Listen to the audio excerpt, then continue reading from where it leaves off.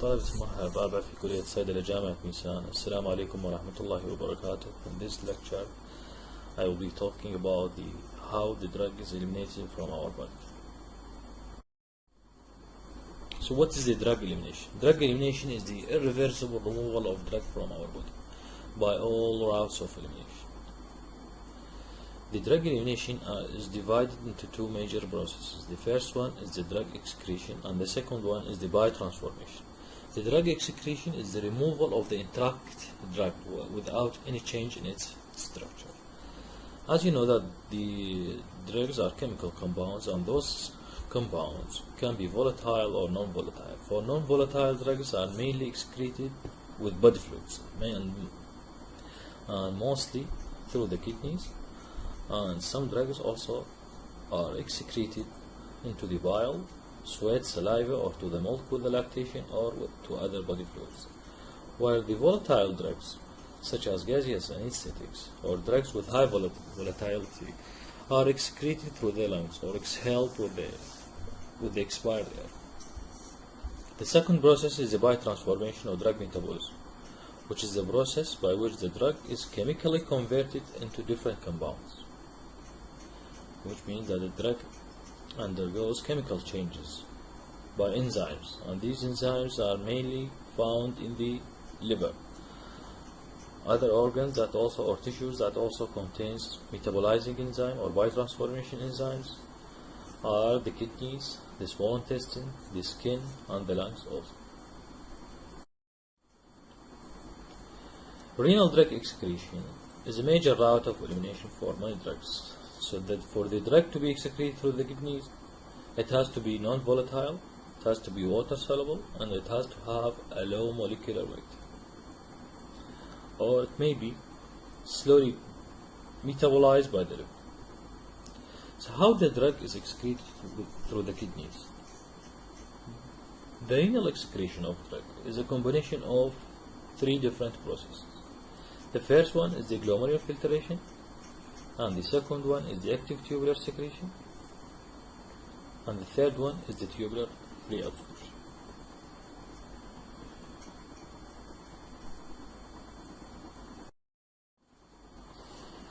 So let's talk about the first process, which is the glomerular filtration. Glomerular filtration is a unidirectional process, which means it has a one way from the plasma to the urine.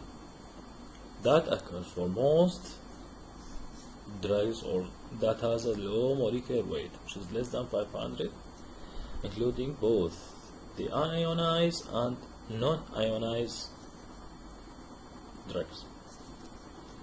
Protein-bound drugs will behave as large molecules that they cannot pass through the pores of the blood of the renal capillaries, let's say, and so they are not filtered through the glomerulus. The major driving force for glomerular filtration is the hydrostatic pressure within the glomerular capillaries. As you know, that the kidneys receive about 25% of the cardiac output,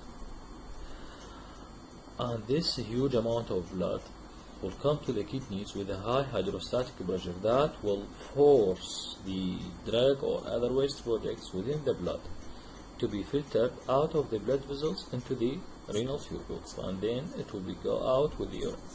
Glomerular filtration rate is measured by using a drug that is eliminated by filtration only. That means that the drug is neither reabsorbed nor secreted. Example of such drugs are inulin and the creatinine. So the clearance of inulin, which is excreted by filtration only, is equal to the glomerular filtration rate, which is equal to 125 to 130 ml per minute. Glomerular filtration of drugs is directly related to the free or non-protein bound drug concentration in the plasma, because we said that the protein bound drugs will not get filtered through the glomerula. So as the free drug concentration in the plasma increase, the glomerular filtration for the drugs will increase proportionately, so thus increasing the renal clearance for the drugs that are excreted by glomerular filtration. The second process is the active tubular secretion, which is an active transport process. Active means it requires energy.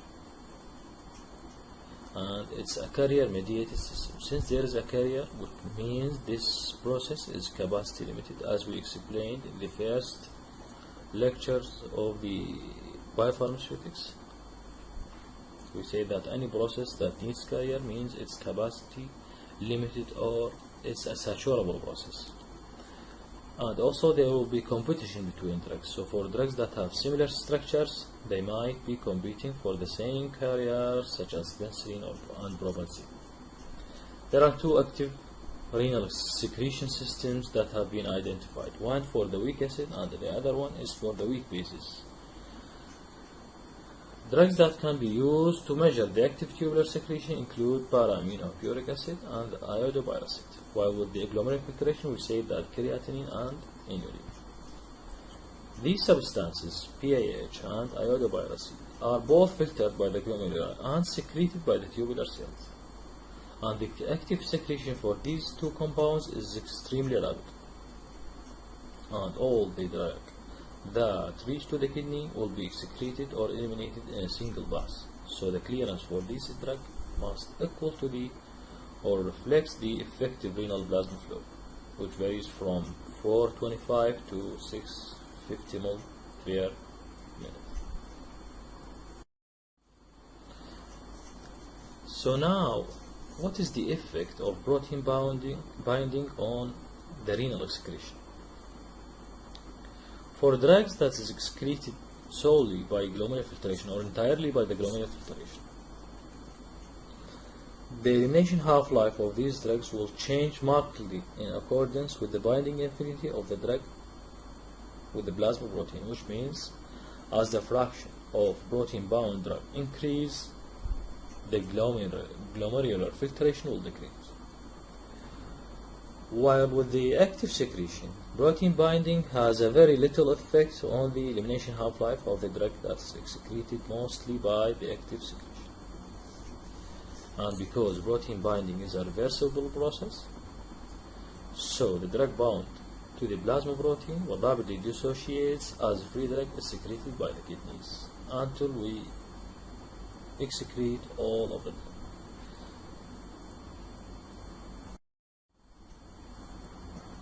The third process is the tubular reabsorption. After the drug is excreted through the glomerular filtration or the active secretion, it will be inside the renal tubes with the tubular fluid that will be the urine later.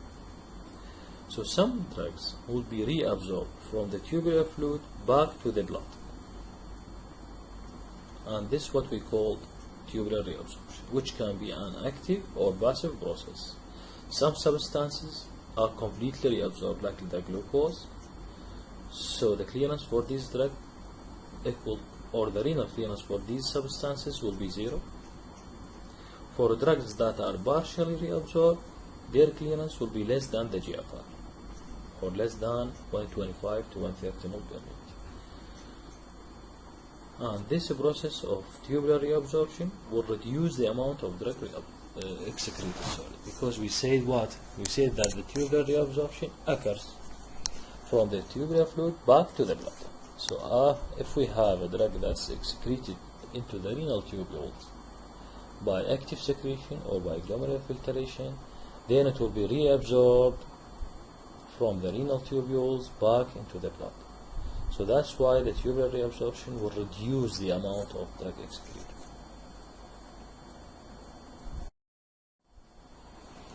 Now, what is the effect of VH on tubular reabsorption?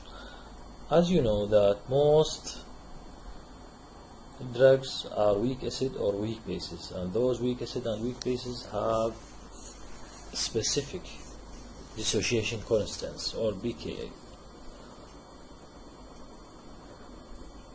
And their dissociation constants or ionization status is affected by two factors: the pKa of the drug itself, which is a constant, and the pH of the urine, which is variable for the human. The pH of urine varies from 4.5 to 8 depending on different factors, depending on diet, pathophysiology, and the drug intake.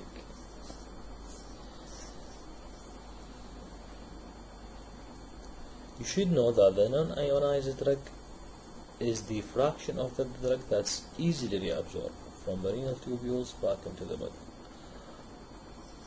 because it can cross the cell membranes, because it will be lipid soluble, so it can cross the cell membrane easily, so it can diffuse from the renal tubules back into the blood vessels and then into the circulation of the body. So how the diet, pathophysiology and drug intake can affect the pH of the urine. Vegetables, fruit and fruit diets or diets rich in carbohydrate will increase the urine pH, while the diet rich in protein will decrease the urinary pH. What is the effect of drugs on urine pH? Drugs such as ascorbic acid or vitamin C will decrease the urine pH, while drugs such as antacids like sodium carbonate or bicarbonate will increase the urine pH, especially when they are taken in large quantities. By far, the most important changes in urinary pH are caused by fluids administered intravenously, such as solutions of bicarbonate, which are used in acid-base balance disorders or in acid-base therapy, like in alkalosis, in acidosis, or whatever. For weak acids, the percentage of ionized weak acid drug corresponding to a given pH can be obtained from Anderson-Sabart equation. So this equation will help us to know the fraction of drug ionized, which equals for weak acids, which equal to 10 raised to the pH minus pKa over 1 plus 10 raised to pH minus pKa. So for acidic drugs with pKa values from 3 to 8, the change in urinary pH affects the extent of dissociation. While for drugs with weak acids with pKa less than 2, the changes in urinary pH will have a very little effect, let's say, on the extent of dissociation. So I want you to explain this to me to explain this sentence using this equation. It's a homework for you. The question is how or why weak acids with pKa less than 2 are highly ionized at all urinary pH values and are only slightly affected by pH variations. I want you to explain this sentence. It's a homework.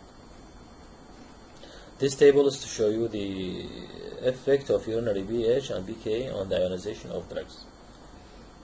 pH of urine, if it's 7.4, then the percent of drug ionized if the drug has a pKa of 3. It will be 100% ionized. While if the drug has a pKa of 5, it will be 99.6% ionized. So you can see the changes in the number with the pH. As the pH decreases, the percent ionized will decrease. At pH of 5, it will be 99, at pH of 4, it will be 91, and at pH of 3, it will be 50. So why this is important? Because if we have drug that we want to increase the excretion of drug, and the drug is weak acid, what we are going to do to the urine pH to increase the excretion of weak acid drug? We can simply just increase the urinary pH to increase what? The percentage of drug ionized. Because this fraction of drug, or the ionized fraction of drug, is the one or the fraction that is not reabsorbed.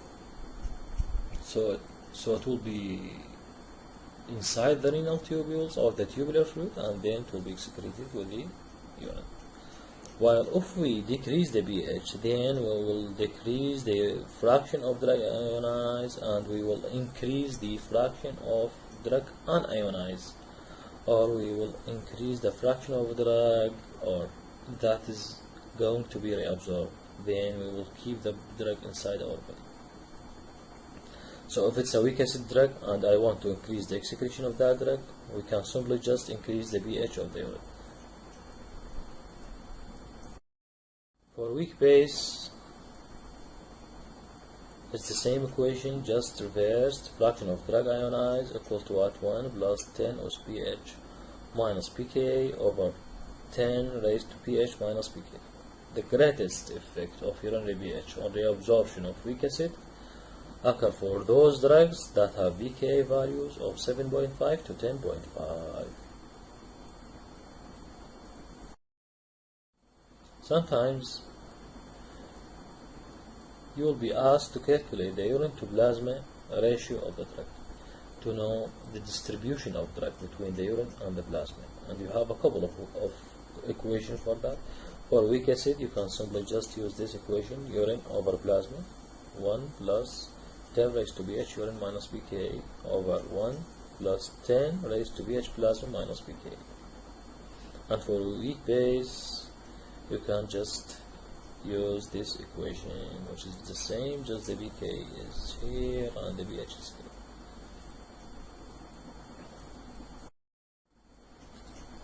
So for example, amphetamine, it's a weak base, which will be reabsorbed if the urine pH is made alkaline. Why? Because we will increase the lipid soluble or non-ionized species by increasing the pH for weak bases. While if we acidify the urine, this will increase the ionized form of the drug, then we will increase the excretion of drug. In case of weak acids such as sulfuric acid, acidification of the urine will cause greater reabsorption because it will increase the fraction unionized, while the alkalinization of the urine will cause more rapid excretion of drug because it will increase the fraction of ionized drug. So here we have a practice problem. Let pK equal to 5 for an acidic drug. Compare the urine to plasma ratio at urinary pH of 3, 5, and 7. It's an acidic drug, so I can simply just apply the equation which says urine over plasma equal to 1 plus 10 raised to pH minus pK.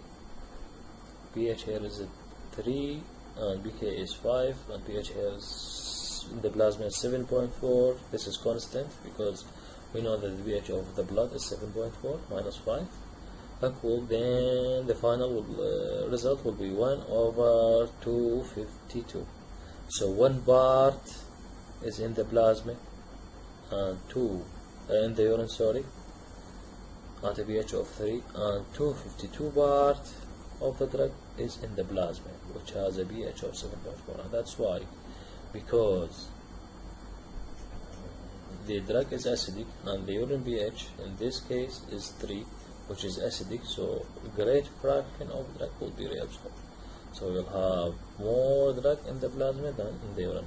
As the pH increase a little bit, and here it's equal to 5, then 2 parts in the urine and 252 parts in the plasma.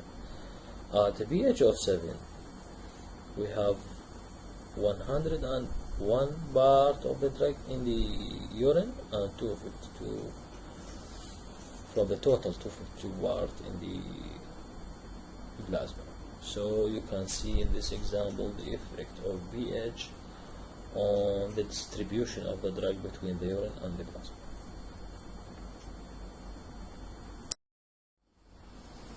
Now I'll talk about the clearance. As we know, in the previous lectures I explained the term clearance, which means what? The volume of fluid cleared of drug from the body per unit of time. The volume of a fluid cleared of drug per unit of time. So it has a units of volume per time. Mole, for example, let's say mole per minute or liter per hour. For first order elimination processes, clearance is constant, whereas the drug elimination rate is not constant. We said in the previous lectures that for first order processes, the elimination rate depends on what? On the plasma concentration. So that's why it's not constant. As the plasma concentration increases, the drug elimination rate increases. As the plasma concentration decreases, the drug elimination rate will what? Decrease, while the clearance is constant. So how to calculate the clearance? We have different equations. We knew that in the IV bolus lecture and the intravenous infusion lecture, we knew how to calculate the clearance. And today we will give you more than one method to calculate the clearance. So starting with this one, we can calculate the clearance total by dividing the elimination rate over the plasma concentration. Elimination rate equal to what? DE, or the change in the amount of the drug inside our body, over DT, which is what? The change in time, so it is microgram per minute, over CV, which is the plasma concentration, which is in microgram per mole. So the clearance will have a units of mole per minute. If we want to calculate the elimination rate from this equation, we can simply just multiply clearance by the plasma concentration.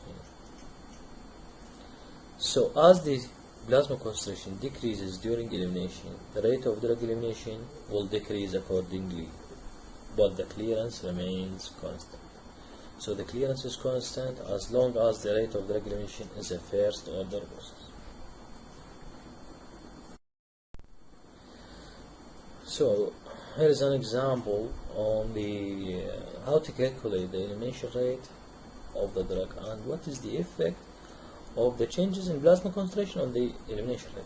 So see, this example has two parts. The first one, there is a question, the elimination rate for the penicillin in question, which has a clearance of 50 ml per minute. If the plasma drug concentration of the drug is 2 ml, so we can simply just say the elimination rate equal to CB times the clearance total. The plasma concentration is 2, and the clearance is 15 ml per minute. So we can just multiply them, then we can say that the elimination rate equal to 30 microgram per minute. So using this example, assume that the plasma penicillin concentration is 10 microgram per mole. Calculate the elimination rate. So the new elimination rate will be 10 microgram per mole, or the new plasma concentration, times the clearance, which is the same 15. So then we will have an elimination rate of 150 microgram per minute. So you can see here that as the plasma concentration increase, the elimination rate increase, while the clearance is the same.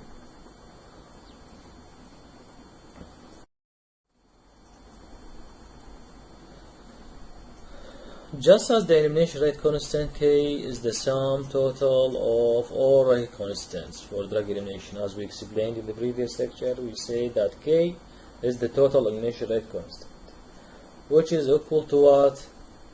Ke times Km. Ke or the elimination rate constant through the kidney times plus Km, which is the elimination rate constant of metabolism. Here the clearance is also the sum of the clearance processes in the body, which may include the clearance through the kidneys, through the lungs, through the liver. Since the total body clearance, we said equal to what? Clearance equal to K times the volume of distribution. The same equation can be applied to renal clearance. The only difference is the K. K here is the Ke, or the renal elimination rate constant. For the lung clearance equal to KL times the volume of distribution, or K what? The lung elimination rate constant. Hepatic clearance equal to what? Km, or the metabolism rate constant, times the volume of distribution. Same volume of distribution, the only difference is the elimination rate constant. So then the total body clearance equal to what? Ke plus KL plus Km times the volume of distribution, equaling K times the volume of distribution. K here is the total elimination rate constant. Example: determine the total body clearance for a drug in a 70 kg male patient. The drug follows the kinetics of one compartment model and has an elimination half-life of 3 hours with an apparent volume of distribution of 100 mol per kg. So the question is, calculate the total body clearance. So we have what? We have the elimination half-life of 3 hours. We have the volume of distribution of 100 mol. So the first thing that you're going to do is to convert the volume of distribution from mol per kg to mol only. So 100 mol per kg times the weight of this patient, which is 70, equal to what? Equal to 7,000 mol. This is the volume of distribution. We say that clearance equal to K times the volume of distribution. Volume of distribution is 7,000 mol, while K is unknown. In the question you are given the elimination half-life, which is 3 hours. You can't just say that the clearance equal to 0.693 over K, which is over the half-life, which is the 3 hours, times the volume of distribution, which is 7,000 mol. Then you have the total body clearance.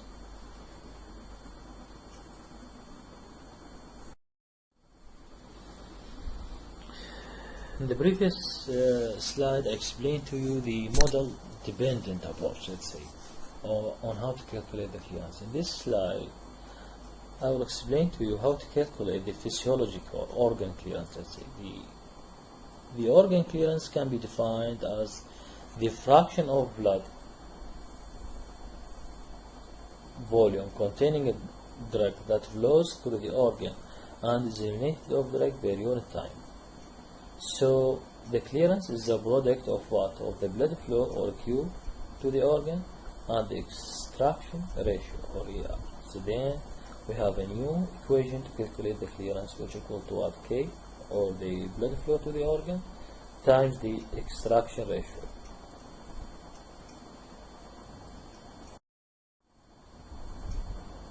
How to calculate the extraction ratio? It's simply equal to what? Concentration in the artery, concentration of the drug in the artery minus concentration of the drug in the vein over concentration of drug in the artery.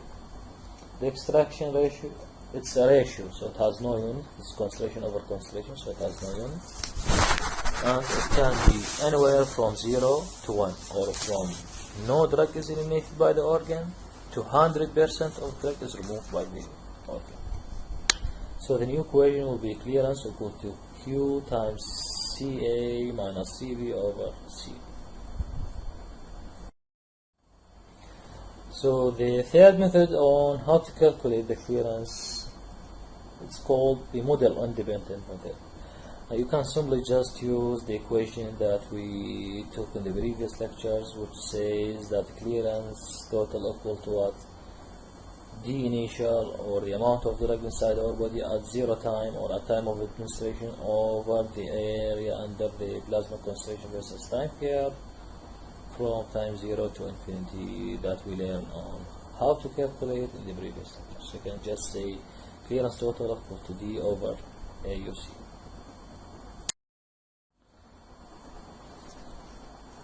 The renal clearance is defined as what? As the volume of plasma that's cleared of the drug per unit of time through the kidney.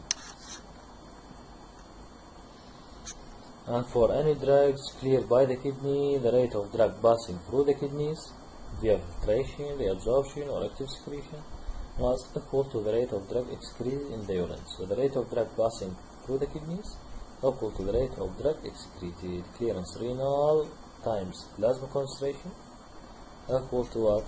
Equal to the rate of urine flow, or QU, times the CU, or the concentration of drug in the urine. Then the clearance renal equal to the rate of urine flow multiplied by the concentration of drug in the urine over the plasma concentration. Comparison of the renal drug excretion methods. As we said in the previous slides, that the renal drug excretion can occur by 3 processes, or it's a combination of 3 processes, which are the glomerular filtration, the active tubular secretion and the tubular reabsorption. Drug excretion means that the drug will go outside the body. So both the filtration of the glomerular filtration and the active secretion will be involved in this process, while the reabsorption will return the drug from the urine back to the body. That's why it says in this equation that the clearance renally equal to the filtration rate plus the secretion rate minus the reabsorption rate over the plasma concentration.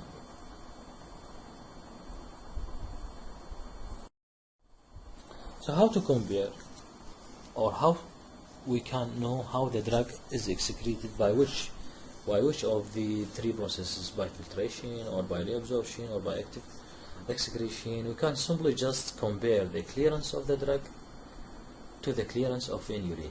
If the clearance of the drug equal to the clearance of inulin, or the ratio of clearance of the drug to the clearance of inulin equal to 1, then the drug is filtered only, because it has because the clearance of the drug is equal to the clearance of inulin, which means and inulin is excreted by filtration only, so the drug is filtered only. If it is less than 1, if the clearance of the drug is less than the clearance of inulin,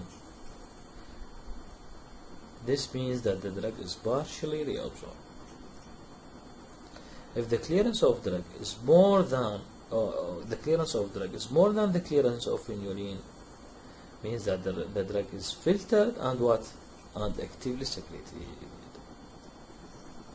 So if there is a question in the if there is a question in the exam, or if there will be a question in the exam on how to know the mechanism of drug excretion, you can simply just use the clearance of drug to the clearance of inulin ratio. If they are the same, so the drug is excreted by glomerular filtration.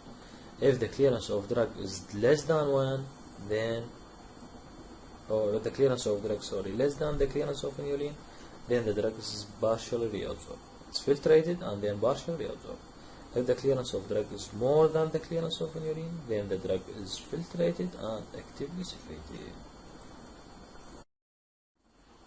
So here is a summary for the equations that I explained in the previous slides. So, how to calculate the fraction of drug excreted unchanged in the urine? The ratio of du infinity, this term equals to the amount of drug that's excreted unchanged in the urine. The ratio of this amount to the fraction of the absorbed dose of the drug, or FD initial, is equal to what? To the fraction of drug excreted unchanged in the urine, and it's also equal to Ke over K. Ke is the renal elimination rate constant, and K is the total elimination rate constant. So we will have a new equation. The fraction of drug excreted unchanged in the urine equal to Fe equal to what? Du infinity, which is the amount secreted unchanged in the urine, over F times D initial. F is the bioavailability factor, and D is the amount of drug at the time of administration, equal to Ke, or the renal elimination rate constant, over K. So renal clearance can be calculated with a new equation, clearance renally equivalent Fe, or the fraction of drug excreted unchanged in the urine, times the total clearance, which is the same if we say that the clearance renal equal to Ke over K times the clearance total. So here is a practice problem. Consider a drug that's eliminated by first order renal excretion, antibiotic metabolism. So the drug is excreted by metabolism and excretion. The drug follows a one compartment model. The single dose is given of 100 milligram. The drug is 90% systemically available. This is the F. We said in the previous slide that F is the bioavailability factor. So the drug is 90% systemically available. So F equal to what? 0.9. The total amount of unchanged drug recovered in the urine is 60 milligram. This is the DU. This is the DU infinity, and this is F. And the total amount of metabolite recovered in the urine is 30 milligram, expressed as milligram equivalent to the drug. According to the literature, the elimination half-life for this drug is 3.3 hours, and its apparent volume of distribution is 1 liter. From the information given, find the total body clearance, and the renal clearance, and the non-renal clearance. So to calculate the total body clearance, you can just say that clearance equal to K times the volume of distribution, equal to K, which is 0.693 over what? Over the half-life, which is 3.3, times the volume of distribution, which is 1000 mol. Calculate, this is for A. For B, it's asking about the renal clearance, and we have information about DU, and we have the FD initial. We can just simply use the equation in the previous slide, which says what?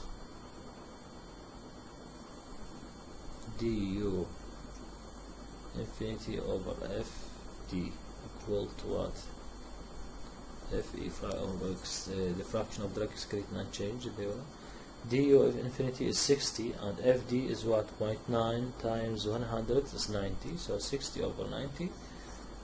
You will have the FE, then you just multiply FE times the clearance. The non-renal clearance of the drug equal to what? We have the total body clearance, and we have the renal clearance. Then we can just say the non-renal clearance equal to the total body clearance minus the renal clearance. Here's the solution for the previous example. The clearance total equal to K times the volume of distribution, 0.693 over 3.3, which is the half-life, times the 1000. So we have the clearance total. The renal clearance, we first find the KE, or we can find just the FE, or whichever way you can use, it's correct. So KE here is equal to what? 0.693 over 3.3 times what? 60 over 30 plus 60.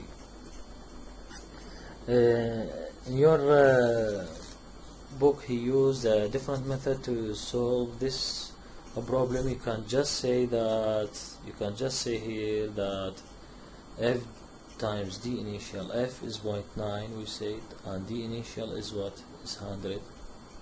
So you can just say that this equal to 60 over, or the total amount of drug excreted unchanged in the urine, over the 90. So we'll have the FE, this is the FE, and then from the FE you can calculate the clearance. You can say that the clearance renal equal to FE times the clearance total. FE is what? 60 over 90 times the clearance total, which is 210 mol. Then you will get the clearance renal, which is equal to what? 140 mol per hour. The non-renal clearance equal to the clearance hepatic or non-renal or whatever method is equal to what? Clearance total minus the clearance renally. 210 minus 140 mol equal to 70 mol per hour. You can calculate the Km, which is equal to the K, or the total elimination rate constant, minus the Ke, which is the renal elimination rate constant. And then from this K, you can just multiply by the volume distribution to calculate the non-renal clearance. Any way you use is correct. Another practice problem. An antibiotic is given by IV bolus at a dose of 500 milligram. The apparent volume of distribution was 21 liter, and the elimination half-life was 6 hours. Urine was collected for 48 hours, and 400 milligram of the unchanged drug was recovered. What is the fraction of the dose excreted unchanged in the urine? So it's a very easy question. we can just calculate the fraction as the U initial infinity over F D initial. The total amount of drug excreted unchanged in the urine equal to 400 over F, which is equal to 1 because the drug is given by IV bolus, and D is 500, so you can just say 400 over 500 equal to FE, 4.8, which means that 80% of the absorbed dose is excreted in the urine unchanged. The second part of the question, calculate K, KE, clearance total, clearance renal, and clearance hepatic. So K, we have what? We have the half-life, which is 6. We can just say 0.693 over 6.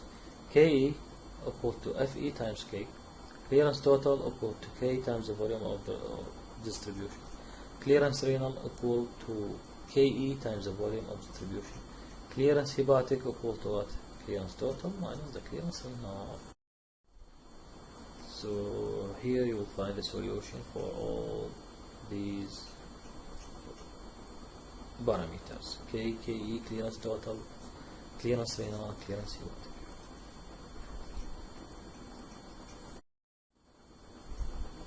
For drugs given by IV infusion, we can just calculate the clearance by using this equation, which says clearance total equal to R, or the infusion rate, over CSS, or the concentration of the cell state. Here is a homework for you that you have to submit on Saturday. A new drug is actively secreted by the kidney. It has a volume of distribution of 35 liters in the normal adult, and it has a clearance of 650 ml per minute. First part of the question is what is the half-life for this drug, and the second part of the question is what would be the new half-life for this drug if the drug clearance in this patient has declined by 90%. Thank you for your listening, and I hope you enjoyed the lecture.